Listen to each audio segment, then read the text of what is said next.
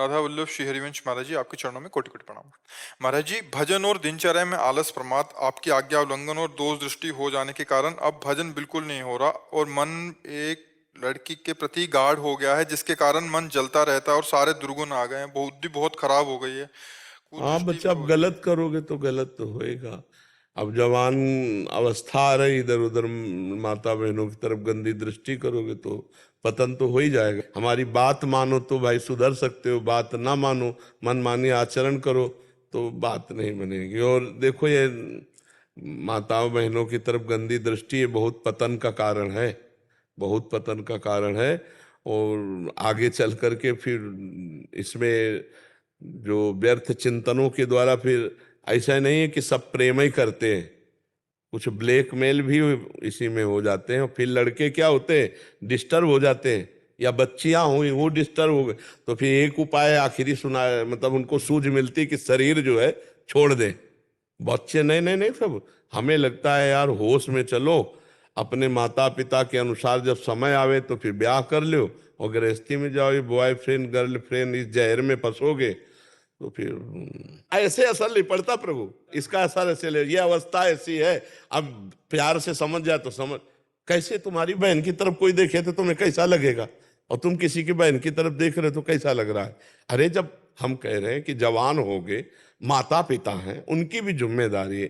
तुम्हारा कहीं कोई मित्रता ऐसी बन जाए तो अपने माता पिता से सूचना दे, उनको समर्पित करो अपनी दोनों बातें, और दोनों जगह पवित्रता से हो तो पाणी ग्रहण संस्कार करके अपना घर गृहस्थी बसाओ, वो तो ठीक है। ये गंदी प्रवृत्तियां जो चल गई, बेविचार प्रवृत्ति। अच्छा देखो, जैसे एक बच्ची है, एक बच्चे से बॉयफ्रेंड से फिर ब्रेकअप, फिर बॉयफ्रेंड, या एक बच्चा बच्ची से ब्रेकअप, फिर इसे क्या कहते हैं। तो आप सोचो कैसे जीवन रहेगा। और आज ये एक मतलब नॉर्मल सी बात हो रही है, नहीं हो रही नॉर्मल। मतलब किसी की बहन की तरफ देखोगे, उसके परिवार के समर्थ लोग हुए तो भाई बेविचारी की पूजा फूल और अगरबत्ती से तो होती ही नहीं है। तो हमें लगता है कि छोड़ दो, अच्छे बच्चे बनो, गंदी बात मत करो।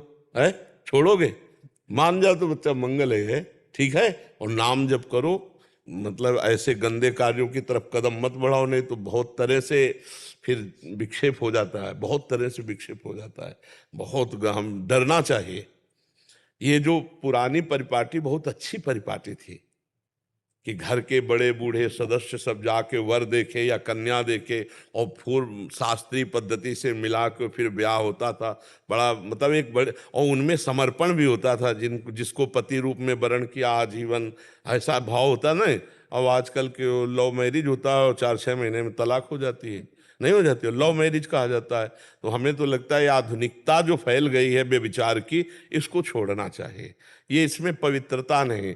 पति पत्नी में पवित्र प्रेम में जीवन लंबा गृहस्थी का व्यतीत हो, वो धन्य हो जाती है, गृहस्थी भी धन्य हो जाती है। अब पति पत्नी में प्रेम नहीं, पति किसी और को चाह रहा, पत्नी किसी और को चाह रही, कलह अशांति, तो वो घर गृहस्थी नहीं बसेगी, उसमें अशांति ही बनी रहेगी। और आज के जो नए बच्चे हैं, अब इनका कैसे स्वभाव बनेगा एक पति एक पत्नी में, कैसे बनेगा।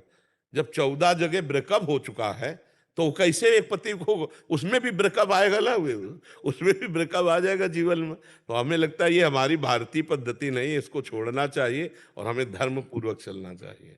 साधना जी, कानपुर। छोड़ना चाहिए और हमें धर्म पूर्वक चलना चाहिए। साधना जी, कानपुर से। राधे राधे। राधे राधे महाराज जी। महाराज जी, जब किसी मनुष्य की कोई सकारात्मक और प्रबल इच्छा होती है, जिसमें किसी का अहित शामिल नहीं होता, तो ये कह रहे हैं कि पूरी कायनात उसे पूरा करने में लग जाती है। ये सत्य है या असत्य? यदि सत्य है तो इसका क्या चीज? ये कह रहे हैं कि जब किसी की कोई सकारात्मक और प्रबल इच्छा हुई, जिसमें दूसरे का अहित नहीं है, तो नहीं, दूसरे की अहित नहीं, लेकिन धर्मयुक्त है कि वासनायुक्त है, ये तो देखना पड़ेगा ना। और दूसरी बात है, तुम में उतना तप है उस कामना के, कायनात क्यों लग जाएगी। को न काहू के सुख दुख कर दाता, निजकृत कर्म भोग सुल भ्राता। यहाँ जो आप करोगे अवश्य में भोक्तव्यम कृतम कर्म शुभाशुभम, आपको भोगना पड़ेगा। और आप कामना कर रहे हैं तो वो धर्मयुक्त है या धर्म विरुद्ध है। धर्मयुक्त है तो आपके अंदर उतना तप है कि नहीं उस कामना की पूर्ति के लिए, ये भी बात देखनी। धर्मयुक्त है, आप चाह कर रहे हो लेकिन आपके अंदर तप नहीं है तो आपको नहीं प्राप्त होगा। नहीं महाराज जी, पूर्णतः धर्मयुक्त है। तो उसके लिए आपके अंदर तप होना चाहिए, आपके अंदर तप होना चाहिए। जब तप होगा तो उसका परिणाम आपको मिलेगा। सहयोग कोई नहीं करता इस सृष्टि में। सृष्टि एक दुकान है, यहां से लेकर देवता तक जितने भी देवी देवता हैं, आपको उतना अनुष्ठान करना पड़ेगा जितनी आपकी कामना की पूर्ति का है स्वरूप। अगर नहीं तो फिर नहीं पूर्ति होगी। अगर पूर्ति हो जाती तो आपका पुण्य जमा है, उस पुण्य से हुई है, नहीं वर्तमान के अनुष्ठान से ही उसकी पूर्ति होगी। जैसे लोग कहते हैं मैंने भगवान से मांगा, भगवान ने दिया नहीं, क्यों दे दे? क्यों दे दे? आपने भगवान को क्या माना है? आपने अपनापन भगवान से क्या किया है? अगर भगवान का पूरा सृष्टि है तो तुमने अनुष्ठान किया उतना जितना मांगा, अनुष्ठान किया होता तो पूरा हुआ होता। अनुष्ठान करो, उससे पूर्ति होगी सकामता की। और अगर नहीं कि हम भगवान को अपना मानते हैं तो मांगने की जरूरत क्या है? वो सर्वज्ञ है, वो सर्वशक्तिमान है। जितनी व्यवस्था कर रहे उसमें राजी रहो। जो ही प्यारो करे सोई मोहि भावे। तो दोनों सिद्धांतों को समझना होगा। हमारी बात समझ पा रहे हो? क्योंकि जहां प्रश्न कर रहे हो सीधे अध्यात्म का उत्तर है। महाराज जी उतना तप करना पड़ेगा। हाँ, तप का साधन क्या? ऐसे मिल जाए तो फिर सब भगवान के हैं। भगवान सबके बैरी हैं क्या? इनको दे देंगे और दूसरे को नहीं देंगे। पूरी कायनात इनके सहयोग में हो जाएगी, दूसरे के मतलब प्रकृति से है, प्रकृति सहयोग। जी, प्रकृति सहयोग थोड़ी करती है। प्रकृति किसे कहते हैं समझो? आकाश, वायु, अग्नि, जल, पृथ्वी। तभी सहयोग होगा जब तप होगा, इसके अलावा नहीं। इसके अलावा हमें बताओ ना, सब चाह रहे, सब कामना कर रहे, सबकी पूर्ति हो रही, प्रकृति सहयोग कर रही क्या? फिर ही ये चीजें सबको मिल रही। वायु, जल, पृथ्वी, आकाश, तेज, अंदर हमारे अन्न जाता है, पचता है ना, वो अग्नि के द्वारा पचता है।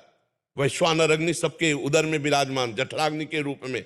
ये सब प्रकृति का अपना सिस्टम चल रहा है। हमारी जो कामना है उसमें जब तप है, भजन है, साधन है, तो हम प्रकृति रूपी दुकान से ले सकते हैं, अन्यथा नहीं। ये प्रकृति परमात्मा की है, इसका उतना ही भोग कर सकते हो जितना तुम्हारा तप है, जितना तुम्हारा भजन है, जितना तुम्हारा पुण्य है, अन्यथा नहीं है। तो पूरी प्रकृति में अगर समर्पण हमारे राजा रानी के प्रति फुल